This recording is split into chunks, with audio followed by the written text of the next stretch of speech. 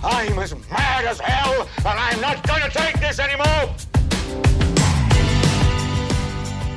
So one of my best friends from like the age of 5 happens to be one of only like 4 or 5 board-certified pediatric neuropsychiatrists in the tri-state area. But I met one other of these sacred 4 people in the tri-state area, and she's here today. Dr. Sejal Vyas is the founder and president of the Center for Cognition, Emotion, and Behavior. Her specialty is in the mental health of children, mostly in schools, and she uses, syllable alert, neurolinguistic programming therapy to help her patients with trauma.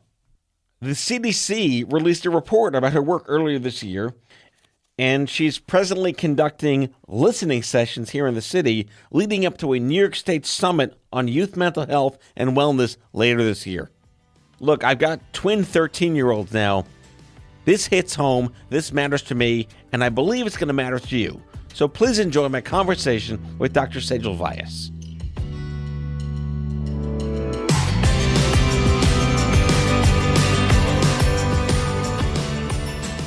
Dr. Vyas, you're here.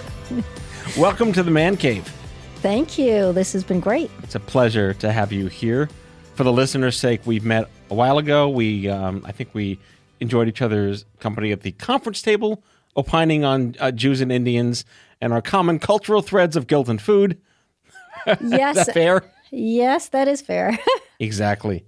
I have a really strong affinity for when I have medical professionals on the show that are relevant to what's lurking under my hood. But you clean up nice, just don't look under the hood.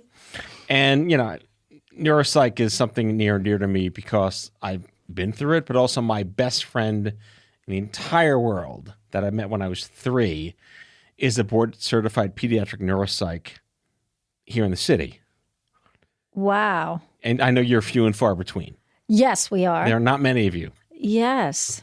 And I didn't know that. Why didn't I know this? Maybe I didn't tell you. Come on. Where's your ESP? Get out of here. No one wants you anymore. So he was with me all through grade school, middle school, high school. He was there when I was sick, came to the hospital. We're still best friends. He was the best man at my wedding. He's reading at my kid's B'nai Mitzvah coming up, which will probably be over by the time this airs. But, my best friend, Phil. And the running joke was like, hey, I can test you for shits and giggles. Come on in.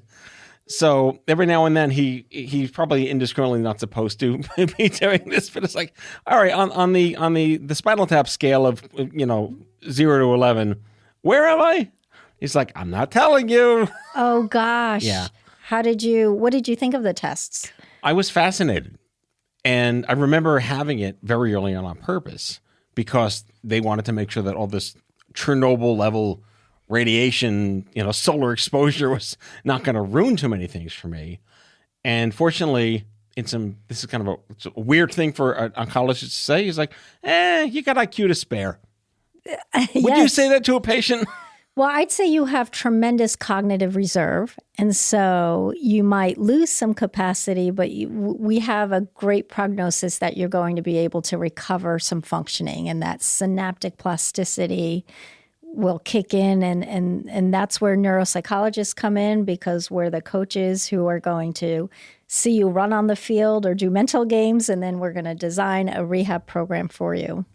The one thing that gave me validation was to understand that the cognitive deficits I have in executive function are mostly in word recall, which you get older, it's there anyway. So I have no excuse anymore at 48 years old.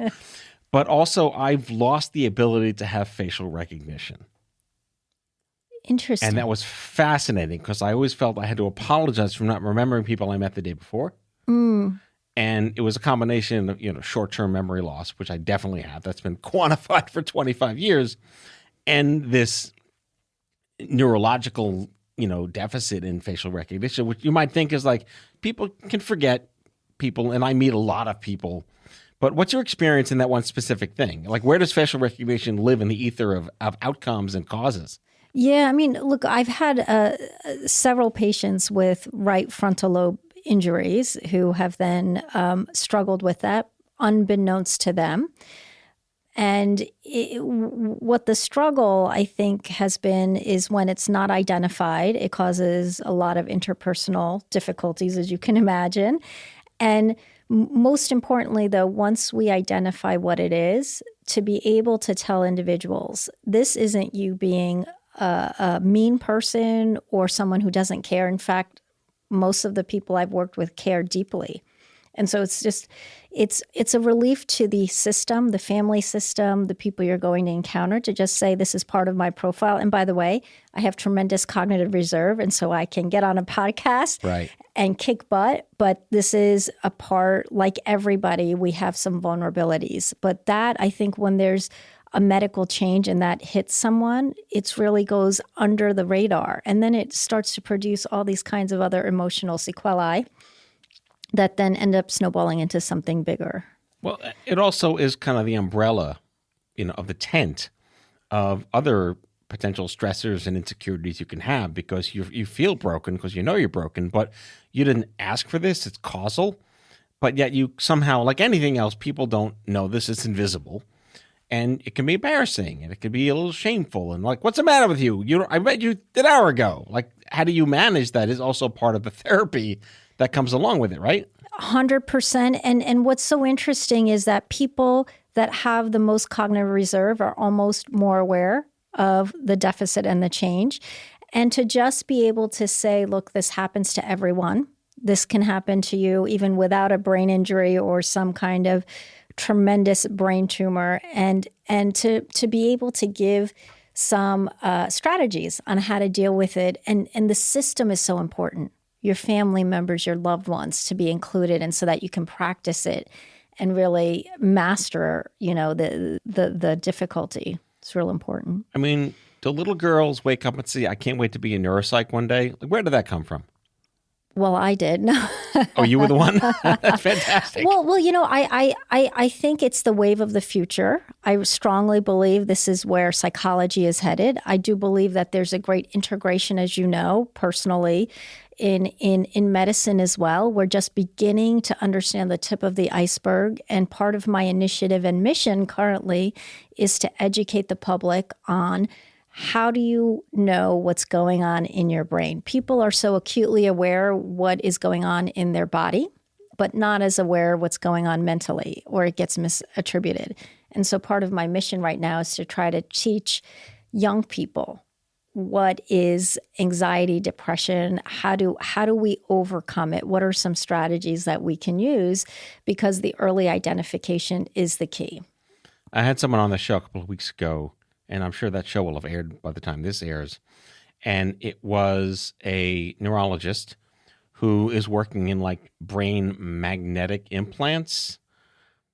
And like this is like Star Trek stuff. Like you get a little RC control pad, like an iPad controls your mood. And it's like they do this live open brain test with wires in your head. And they're almost like curing you in a sense of these chemical changes that you're born with. But in a sense, do you deal with, or maybe it's both, induced trauma or congenital trauma? Both, for sure. Anything that afflicts the central nervous system, the brain in particular. So it will be that wide range of, neurodevelopmental or congenital problems, and then acquired brain injury. Sometimes folks aren't even aware that things have changed. And so my regular practice is try to really rule out any of the medical problems alongside other physicians. Where appropriate, we would refer. And then doing my thing, which is really checking out under the hood, the cognitive, the emotional aspects. And then if there's anything else, developmental, academically, et cetera. So my mother was telling me that, like, I think her uncle, or maybe it was my dad, his uncle growing up, shared a story that in the 1940s in school, some of the kids that were misbehaved got to go up on the roof for fresh air therapy. That was how they dealt with like precocious children, like go up on the roof, be by yourself, or the dunce cap. Right. And we've evolved quite effectively over the last couple of years where, get over it therapy and walk it off therapy, which is what I think we grew up with. Like, what's wrong with you, right? There are people that are way worse than you that aren't you. Like, stop thinking that way. You've been in practice a very long time. You're my age. We're Gen Xers. What's your perspective on societal progress and acceptance and tolerance of this? Is not a weakness, but an opportunity? Yeah, look, I think as we've understood the brain more, there has been greater advancement in all of those domains. I remember as a kid, corporal punishment was something that would be experienced in, say, Catholic school. And I went to Catholic school in India, and so you experienced it. Mm-hmm. And what I've realized is that eradicating that and bringing in some of these behavioral techniques you can teach classroom teachers, techniques you can teach parents to deal more effectively with children who have these neurodevelopmental syndromes, ADHD in particular, maybe autism, high-functioning autism, what used to be Asperger's. So now we have toolboxes ready to go. I think the missing link is really now integrating the individual in that system. So not forgetting you're not just the diagnosis, you're also somebody with a soul who has passions and really maybe building that in. And again, that's my initiative, something I'm, wanting to work on is to not see people as labels. Well, it speaks to, I'm seeing a parallel, at least in maybe the part of my head where the tumor used to be. It has it's an imagination unto itself. That cancer treatments and medical treatments used to be like one size fits all. Yes. And now they're individualized in a wonderful way, but it really does beget the idea of it's about the human first. It's the individual first, not the body part or the geography of where things are happening. How do you square that circle? Because progress is great, but progress clearly reveals an ebb tide of how do we solve these better problems to have. Look, I think that this is not a new problem. It's been there for centuries and thousands of years ago. I think in the past, before science and technology was as advanced as it is, people thought of it in more spiritual or religious terms. When you look at Eastern religions or philosophies, they've addressed the notion of the soul and energies and things that, quite frankly, quantum physics is now discovering in outer space. And so I think now it's time for us to pause as a community of scientists and patients and try to take stock of this is what I'm dealing with, but let me not forget about who I am in this ecosystem and how I can impact other people in my ecosystem, just like galaxies impact each other with their energies. And knowing that is something that is sort of determined at birth as well. And the beauty of it, which I think is sometimes missed when we're looking at folks in terms of weaknesses and not acknowledging all of the strengths that people have, no matter what your diagnostic group is or what you've gone through medically. Well, Carl Sagan was right. We're all made of star stuff. Yes. And again, I've been very vocal about my dogma with the things that are just so existential you can't possibly wrap your head around them. Literally can't wrap your head around them. Yeah. But anthropologically speaking, you mentioned the human condition has been what it is since we were a species. And there are always going to be sort of systemic influencers in society and culture that preempt or prompt the way in which we are neurologically diverse. But the information age, what we've come to witness over 30 years, have we as a species exceeded our capacity to ingest information? And is that inductive of this broader, we're all just batshit crazy because of everything's 10 seconds long? It's something I think we talked about when I first met you as well. Look, what we know about brain adaptability, right, is that we will progress over time. Our brains will change to try to adapt to what's in our environment. I think the question is, are we adapting in a functional way? Are we adapting in a way that is going to further our species rather than stop us in the tracks in some way? And part of my initiatives and this book that I want to get out is really going to be to teach people how to stop and take in who we are at the most basic level, what our species did thousands of years ago and continue to do. I think the advancements are great. We've learned so much medically. even, in neurology, neurosurgery. It's helped all of us so tremendously. So I would not want to see a cessation of that growth, but just more, how can we cope with that in our daily lives? Well, I'll give a quick Gen X level setting thing here for anyone listening that's in the Gen X space. So we all see how frenetic media is today. Our kids, iPads and 7-second TikToks and whatnot. Try to find the very first episode of Sesame Street from like 1968, 69. Everyone was obviously stoned when they wrote it. These poor teachers were just so stoned. But it's unwatchable, even by our tolerance standards of 80s television, because it's just so slow.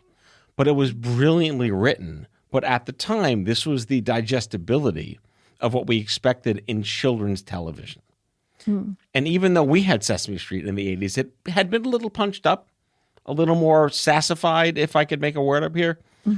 But the whole point I want to make is that, yes, society is moving more quickly, but are we building a more chemically imbalanced digestion of information that is offsetting what might already be there congenitally or induced? Yeah, I mean, look, I think your speculation is probably very correct. I especially in the group of people that are afflicted neurodevelopmentally or have had some brain trauma, I think they're particularly susceptible to overindulging in media or wanting the snippets. I think awareness is the key. And that's part of my, initiative. If you are aware that you have that susceptibility or that we need to get you out of that and you can't spend 6 or 7 hours a day solely ingesting that, I think we will be able to better control that. But I think you're absolutely right. I love the 80s movies. I love how slow it is. But, that would be a great tool perhaps to teach young people the art of patience. All right, so we're going to take a quick break and be right back after these words from Steven Spielberg's Goonies. Gremlins or E.T.? You pick. Goonies. Done.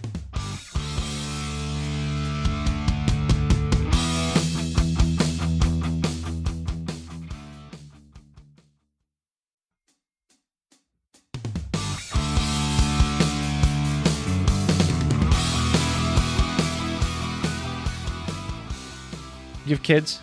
No. All right. I referenced that because you mentioned, can we get today's generation to, another word, de-freneticize their intake of media and actually sit through Close Encounters of the Third Kind?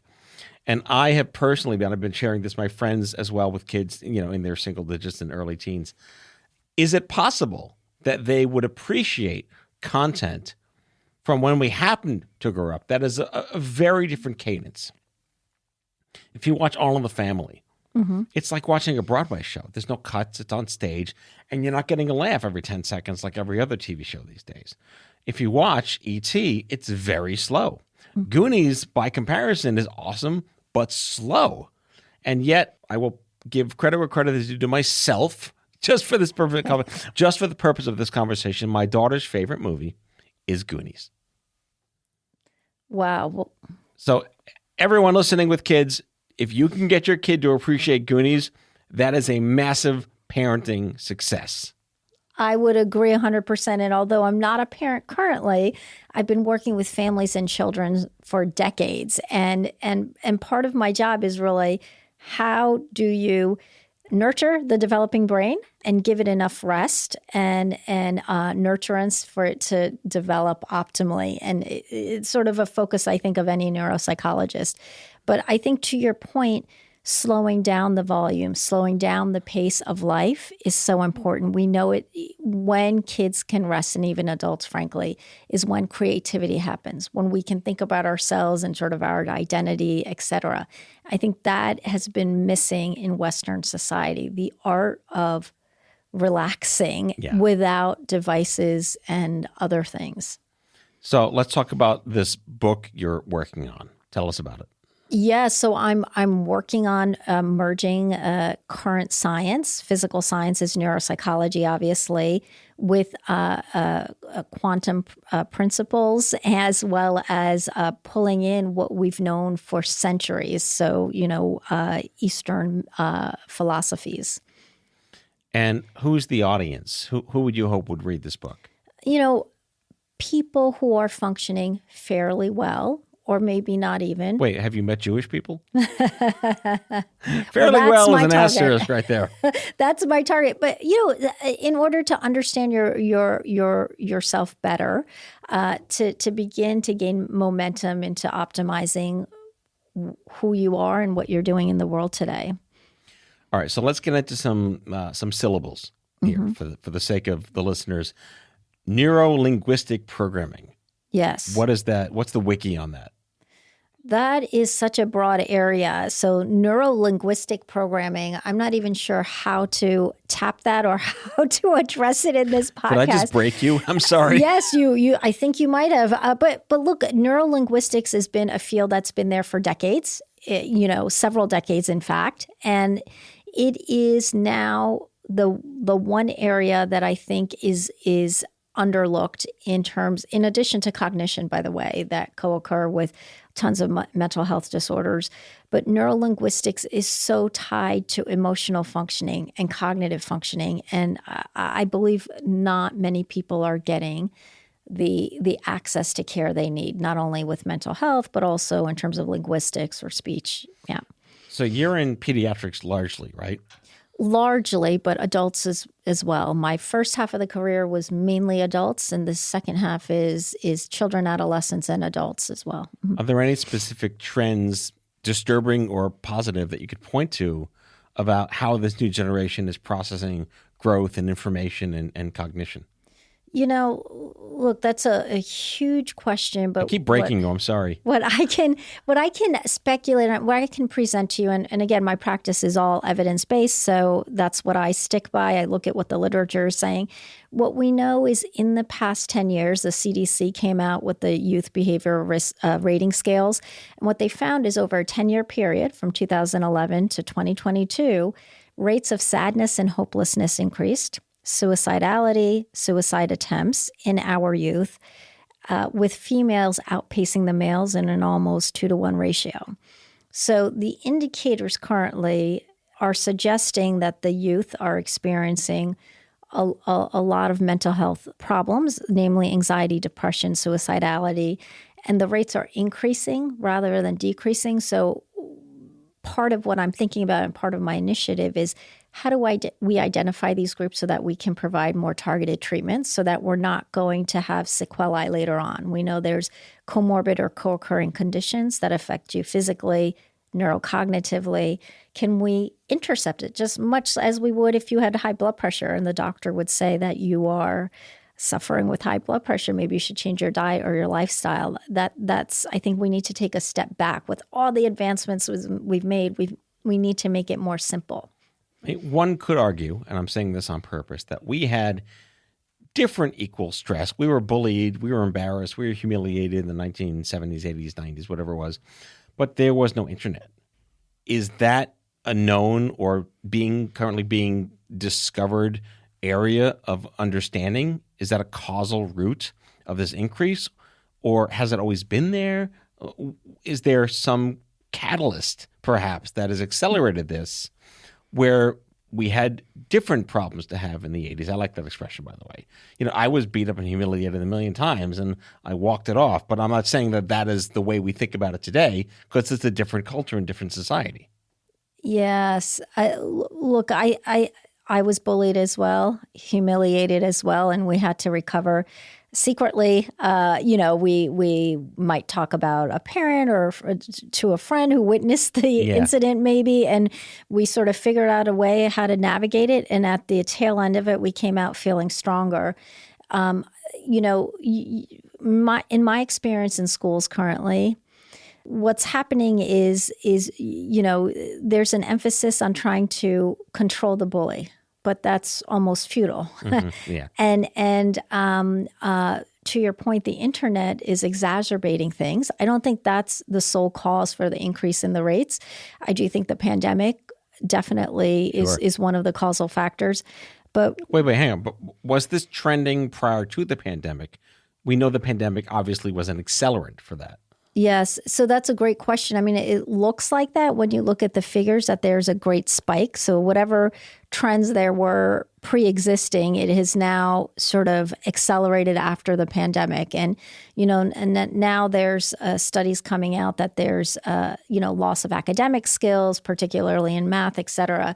So what we know is we have to recover from that. And to go back to your original question about the bullying and the internet, the controls on it. How do we control a society when you can put bullying on media and send it to 100 people? Before, it used to just be you and the 6 kids in the play yard. Yes, yes.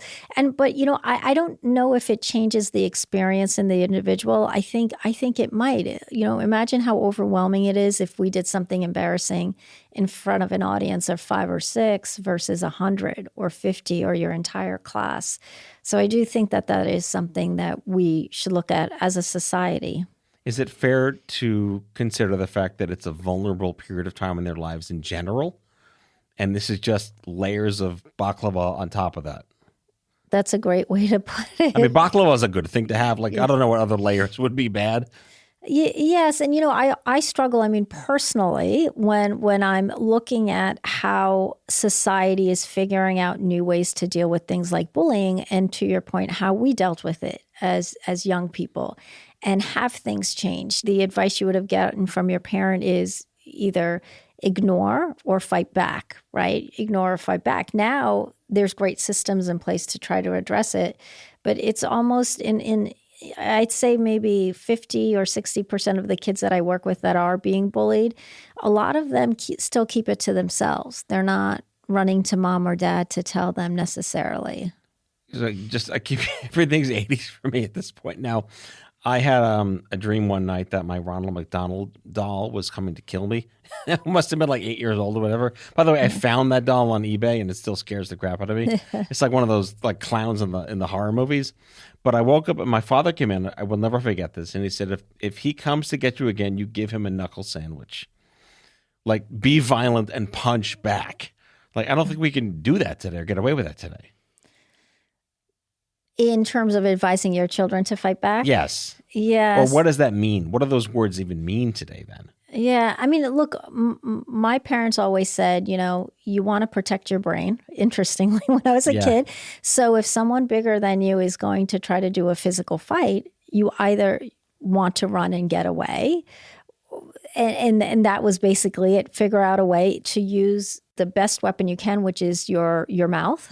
Yes. And then run like the wind. So I think that we can teach people more sophisticated ways, and they don't have to be so drastically different than what we grew up with, but it maybe has a little bit more of a nuance that is more sophisticated today than it was when we were younger, where, you had to fight physically to survive in a way, especially when you were a boy.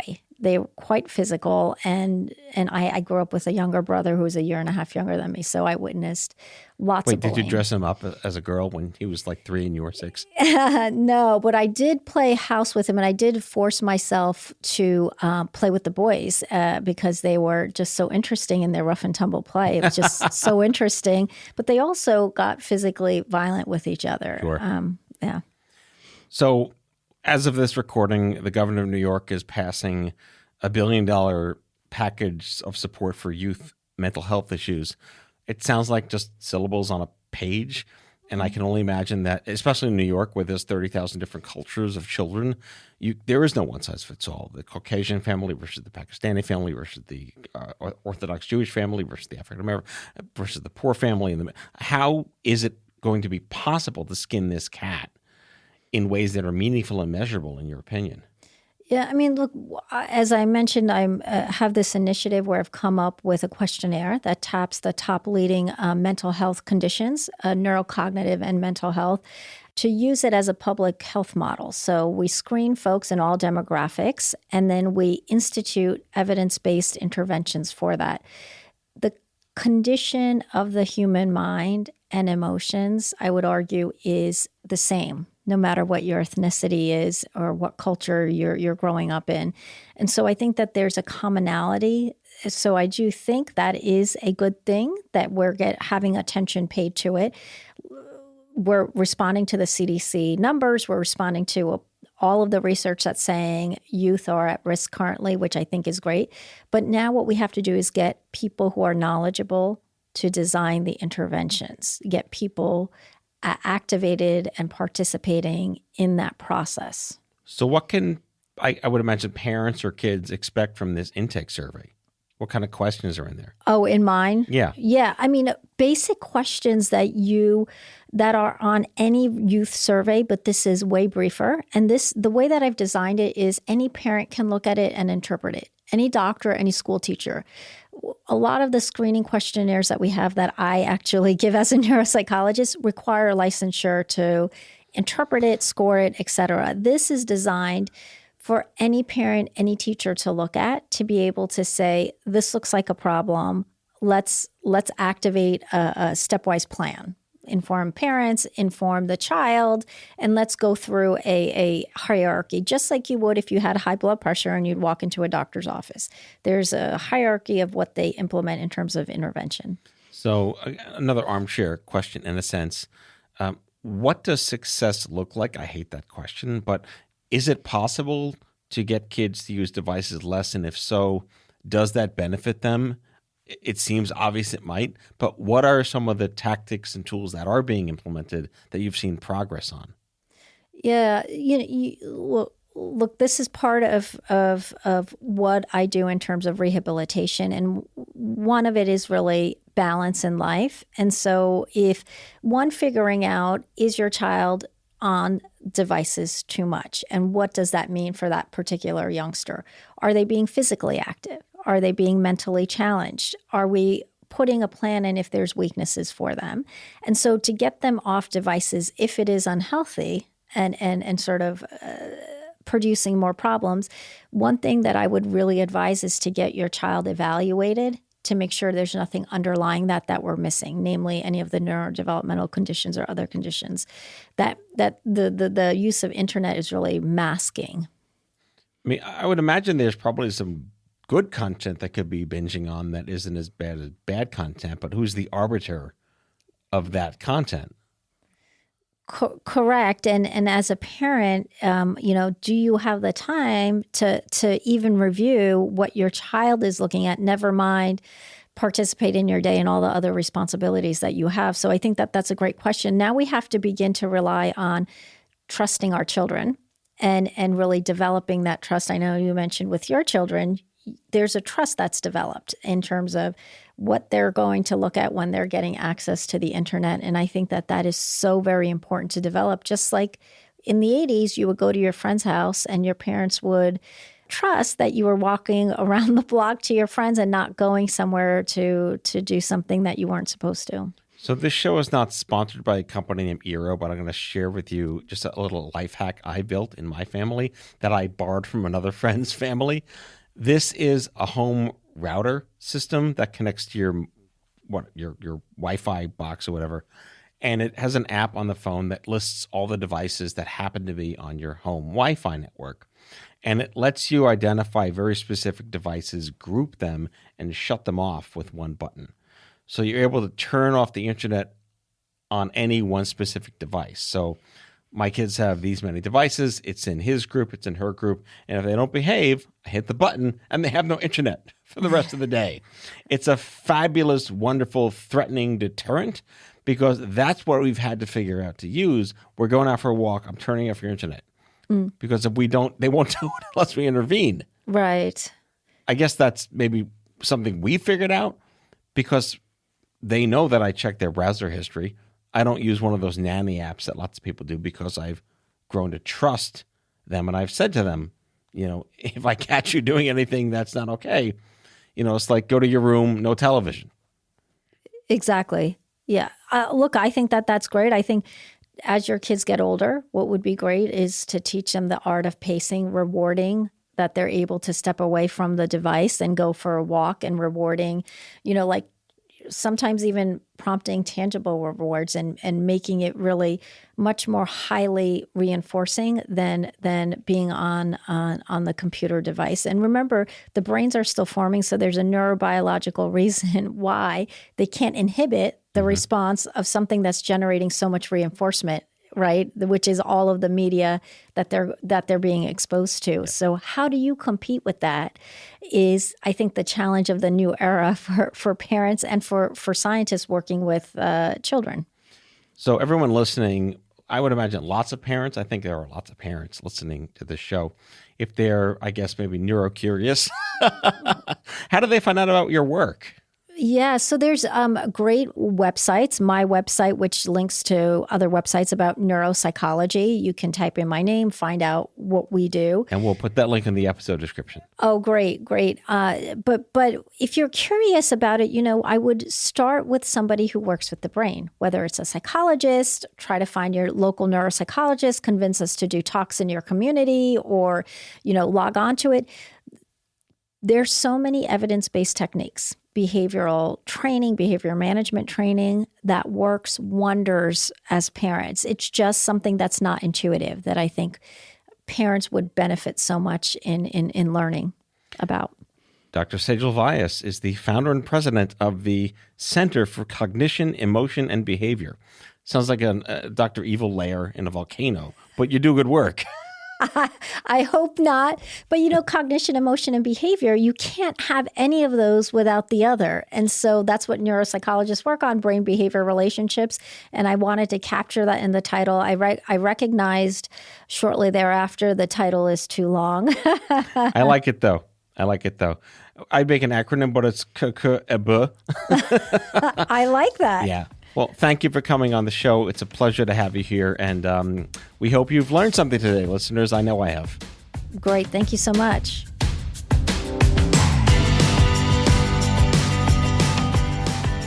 Out of Patience with Matthew Zachary is an Off-Script Health production. The executive producers are Matthew Zachary and Andrew McDowell. It's mixed and edited by Kyle Moore. If you like the show, ratings and reviews are always welcome. Leave us a message anytime at 855-AUDIO-66. That's 855-AUDIO-66 to share your healthcare shitness with us, and we might just play them on the air on a future episode. For more information about this show and Off-Script Health, visit offscript.com. That's offscript, no T.com.